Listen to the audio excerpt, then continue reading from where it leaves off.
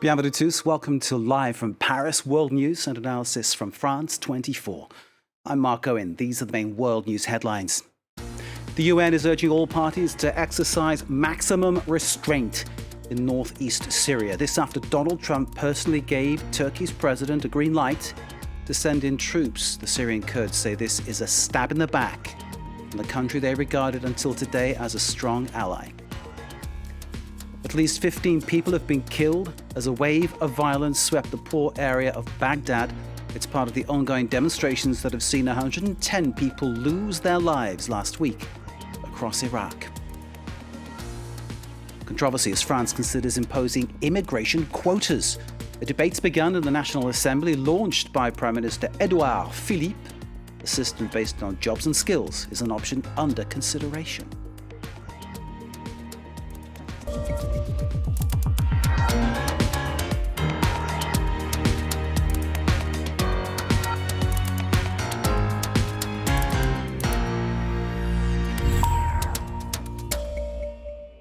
Thank you for being with us. There's tension along the Turkey-Syria border after the United States began to pull out its troops. It clears the way for military action by Turkey against the Syrian Kurds. Turkey says this is necessary to enforce a safe zone for the return of Syrian refugees. But the Syrian Kurds have a different take on all of this. They say they've been stabbed in the back by Donald Trump. The Syrian Kurds worked alongside US troops to defeat the Islamic State group in northeast Syria. Trump, meanwhile, tweeted that he'd obliterate Turkey's economy if it overstepped. There are lots of angles to this story. We're bringing in Jasper Mortimer, our correspondent in Ankara, to try and sort it out for us. Jasper, good evening to you. Tell us what is likely to happen when Turkey, as we expect, goes into Syria. I expect a raging battle. The Kurds said this weekend that there will be all-out war, they used that phrase, along the entire Syrian-Turkish border. The Kurds will fight like rats, and they've got lots of battle experience from fighting against the Islamic State group. Now, if Turkey retaliates excessively, if, for instance, its air force flattens a whole town, and there are pictures in the newspapers, then President Trump could well carry out his threat to destroy the Turkish economy. Now, Trump didn't define what would be excessive. He just said, if Turkey does anything that I consider to be off limits, no definition of off limits. So the Turkish armed forces will have to act with care. We are in a different realm of diplomacy now, aren't we, Jasper, completely? I'm wondering how people in Turkey might react to all of this. Well, I think the nationalist part of the population, and that's pretty close to half the population, they would tend to support such an operation. They will tend to believe what President Trump is saying. But for the other half of the population, how they view what happens depends very much on how the Kurds fight back.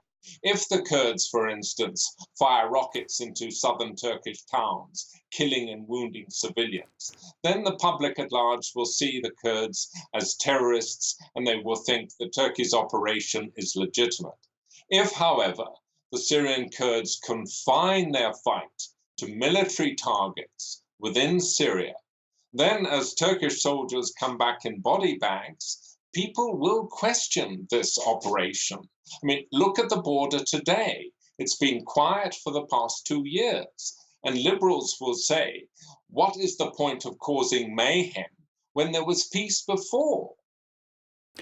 And Jasper, the fact that Donald Trump has made this decision, seemingly going against advice from his defense staff, from his intelligence staff, from the Pentagon, from, you would name the whole list of possible advisors. And he's done all this on the strength, it seems, of a phone call with Turkey's president. What kind of influence is Erdogan weaving over the US? It does look that way, but in fact, Erdogan does not have that clout over President Trump, that's for sure. I think this harks back to President Trump's pledge to pull American soldiers back from overseas wars. And it certainly goes back to President Trump's pledge in December last year that he would withdraw all American soldiers from Syria. Now, he didn't in fact do that. His pledge prompted his defense secretary, Jim Mattis, to resign. It prompted a sort of in-house argument against him, and he kept his American soldiers in Syria. But now he's going back to his original pledge, and particularly with the elections coming up, he wants American voters to see that he delivers on his promises. And of course, from Erdogan, he can play it the other way, saying, look at me, I've managed to get this strong decision by my own influence, I suppose. Jasper, we need to leave it there. Thank you very much indeed, Jasper Mortimer. I'm sorry, Jasper, go ahead.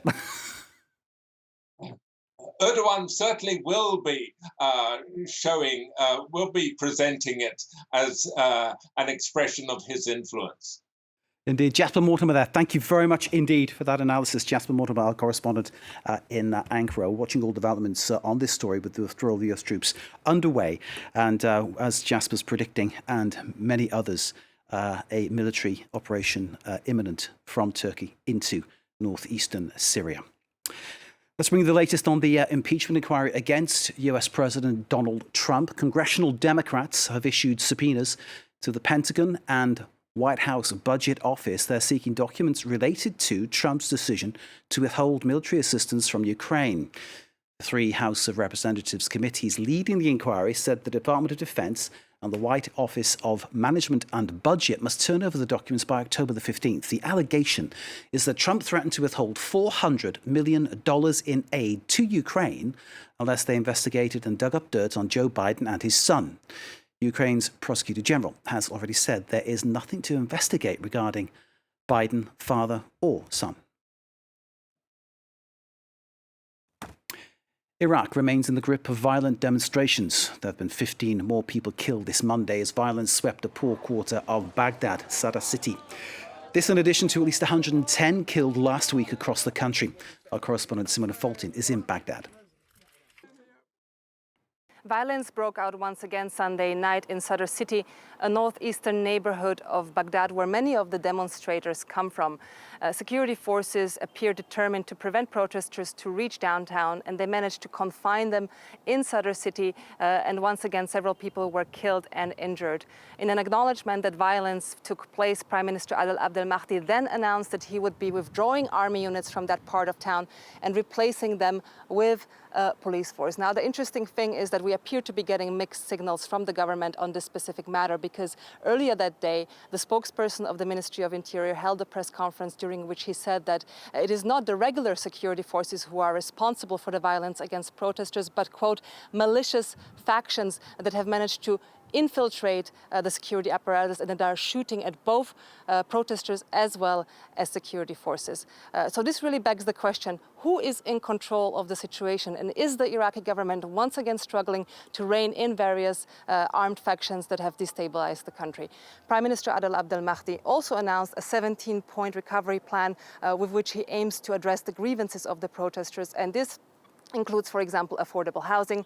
It includes stipends to the unemployed, as well as the payment of benefits to the families of protesters who were killed during the demonstrations. But what protesters have really been asking for is a complete overhaul of the political systems. They want the government to step down, and for now, this does not appear to be happening. So it's unlikely that this recovery plan will manage to calm the anger here in Baghdad. Simona Fulton, our reporter there in Baghdad.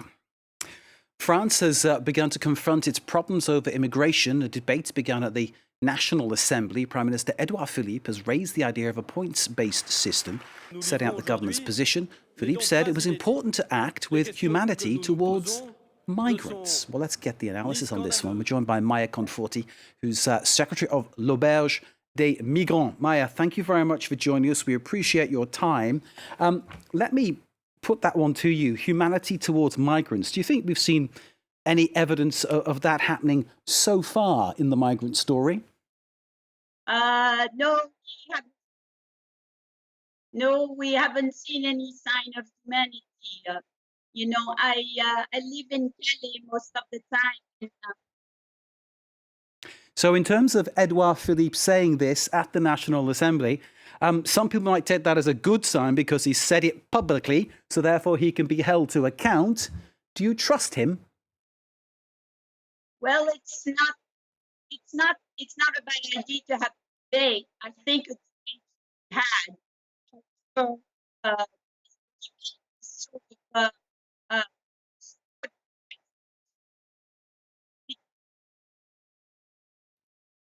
Maya Conforti, I think we have a problem with sound. I certainly can't hear what you're saying. What we will try to do is reconnect with you in a moment and see whether we can do this interview in a few moments' time. Thank you very much for now, Maya. Stay by your phone. We'll get someone to contact you. In the meantime, I'll move on and give our viewers some more news until we're trying to re-establish that link with Maya Conforti to get her thoughts on the immigration debate and, of course, what this means for migrants coming to France. So let's try and sort that one out behind the scenes. Meanwhile, I'll bring you some more news. Pressure is mounting on France's government to explain how the radicalisation of a man who stabbed 4 colleagues to death at a Paris police headquarters failed to raise red flags inside the intelligence unit where the man worked.